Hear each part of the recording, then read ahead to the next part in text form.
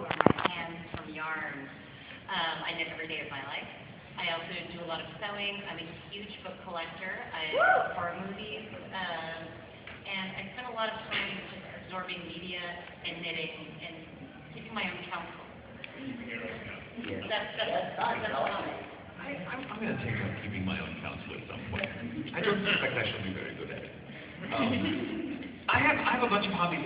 My two biggest hobbies are I'm also a big book collector. I'm a huge reader. I read incessantly. I'm probably going to be on an episode of Hoarders one day. Yeah, I can't. When I pick your books, I'm throwing them away. Oh, my dead body will touch it. My house literally on the inside looks like it's made of books, and I'm not kidding. Anyone who's seen it, it's like every wall has a book. I mean, there are more books than shelf space by like half. It's a structural concern. I can't sell my books because I'm like, oh, there's a load-bearing stack. I can't do that. And I've read. I've always been a big reader. I'm a big reader. If it's out there, I have probably read it, any and everything. I average now. The running total is about anywhere from 6 to 10 books a week that I finish. That's just part of what I do. I would read while driving a car if I could. I tried it once, didn't do well. But audiobooks are for. Yeah, I don't want somebody else to read a book to me. Yeah, unless it's you, or you. Yes. If you guys read a book to me, then I'll be like, Oh, no, Anthony Bourdain. or Anthony Bourdain. Okay. But my other big hobby that I've done, I'm a classically trained pianist. I've played since I was 6. Woo! Stay with me. Yeah, I got kicked out of conservatory. Yeah, so I play all the time. If I can, I'll dedicate at least a few hours a day to playing my piano. I've got a nice piano at home. I grew up playing an actual grand, not a baby grand. I grew up playing a Chickering grand. They haven't made Chickering in like 60, 70 years or something like that. And it was an amazing piano. And I grew up playing it, so I'm a big piano. I like to compose music. Pianist. No. I'm an avid reader. I don't collect books because Michael does. Instead, I collect DVDs. Oh my gosh. My DVD collection is well over 4,000. There is not shelf space in the house. In fact, most of the DVDs have been removed from their cases and put in binders. There are currently 3 binders, a 4th up to start for horror alone. Horror fanatic. So in addition to movies, I do a lot of reading. Directing, choreographing, flight directing is one of my passions. I love it. Improvisational comedy, I'm a fanatic for. In terms of other types of things like that, I am, and thanks to Michael who got me back into it, I'm a Dr. Resort. And I also, and I am not ashamed to admit it, you can have your bronies, because I'm a Neopets guy. I've been a Neopets guy for like 5 years now. Incidentally, I feel like I didn't neglect to mention Doctor Who as a hobby, but the only reason I didn't mention it as a hobby is because it's not my hobby, it's a way of life. Thank you.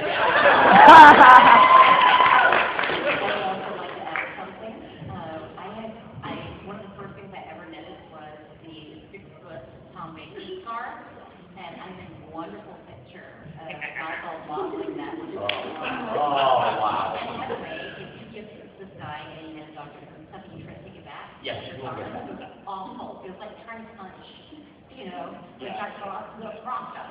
Yes. Oh. What are you doing? A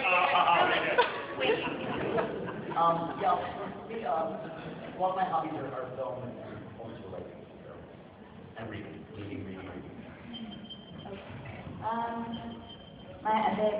My big hobby these days is music. I'm a music nerd through and through from the beginning. I love all forms of music. I love discovering new music.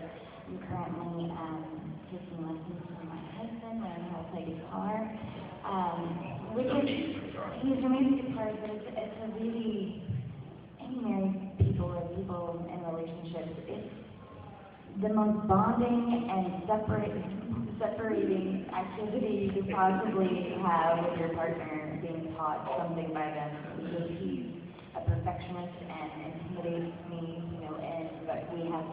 so much new stuff to talk about all the time because I'm constantly learning.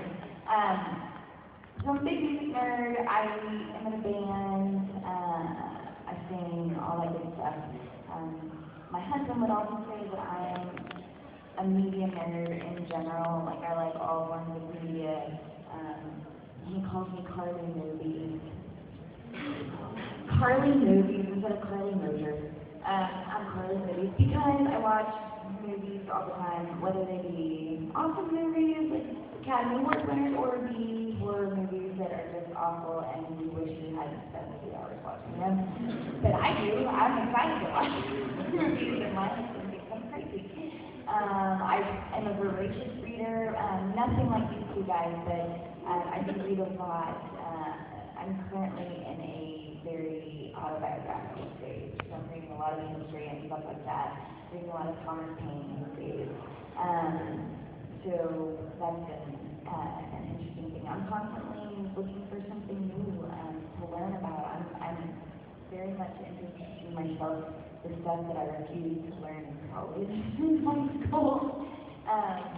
So yeah, that's pretty much my hobbies, and hanging out with my husband and gardening and hanging out at conventions and She's also recently converted.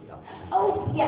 Okay, so I guess I neglected to mention the first thing is that I'm a huge zombie fanatic. Like, beyond anything that's probably normal, healthy, or sane. I watch,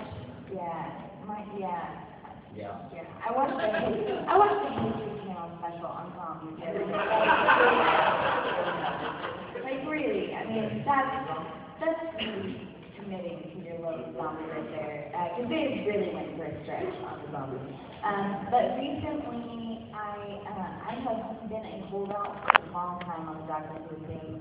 I have been like, you guys are crazy. In fact, let me say that it started with Fox.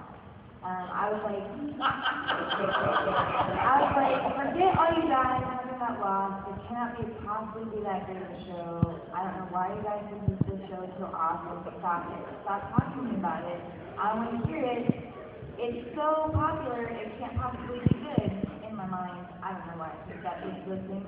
And then one day, my cable went out, but I still had internet access and Netflix. And so no, that's not right. I didn't have internet access. Somebody had made me take their first season of Lost, and I was like, yeah, whatever. And I've had it for like 2 years, and it's just sat there. And I was like, well, we don't have TV now, or internet, because I didn't have internet for 2 weeks. And then I guess I'll watch Lost, because I have nothing else, and I started watching, and the first night, I watched almost the entire first season. And my husband was into it. He was totally into it. And the next day, I got up and I had the day off. And then I started watching season 2. And he was like, I have to go do things. Like, I have things to do. Don't you have things to do? Oh my God, you know what's happening? The hatch. Oh my God! I'm freaking. So then, I watched the entire series of Lost in like a week or 2 weeks. Like every night at bedtime, I would watch an episode. And then I got angry, and I was like, you have ruined my relationship with my husband. I no longer have a husband anymore because he thinks I'm crazy. Thank you guys so much for that. So I've been continuing to be a holdout on Doctor Who, which has also been jammed down my throat over and over again, every convention, every recording session I go to. Oh my God, you just, I can't believe you don't like it. Oh my God, stop. Just stop talking to me about it, because I don't know who is Matt Smith, I don't care. And I made a mistake one night, doing laundry, of having the BBC on, and there was a special on the companion. And then I was like, oh, that's kind of interesting.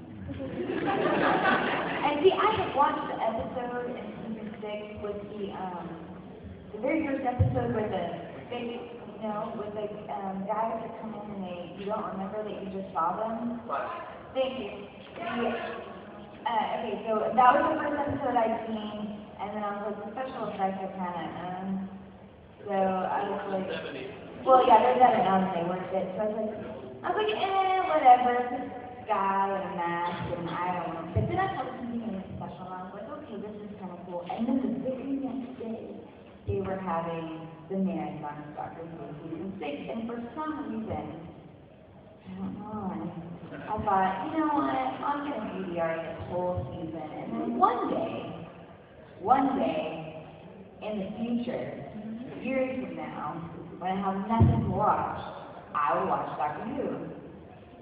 But for some reason, I was Chris that day, and for some reason, it got in my head, like, just start, you're just doing laundry and stuff, so just watch one and just put on the episode. You won't get interested. You're doing other stuff. Don't worry about it.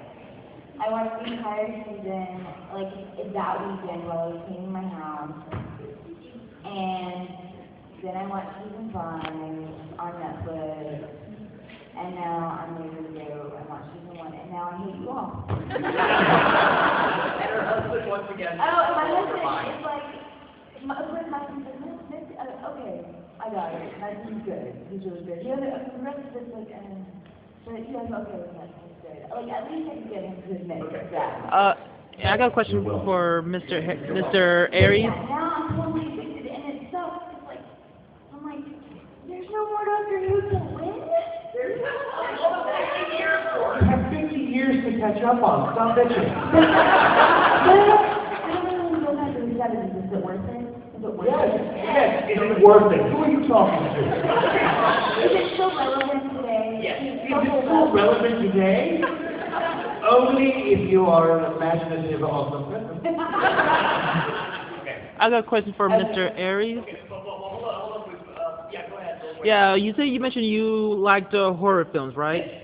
What's your favorite scary movie? What genre of horror? Any kind. No, you can't. Gore. You can't do that genre. Slasher. What? Slasher. Slasher, John Carpenter's Halloween. That was phenomenal. I see this, like I mentioned, Psycho, which started really that trend. There's actually a film from the mid-'80s called Alone in the Dark. Jack Palance, Martin Landau, Donald Pleasant, phenomenal. Yeah, you can't just say what's your favorite horror. You've got to break it down into the subgenre, or I won't be able to answer. Right. Yeah, right there.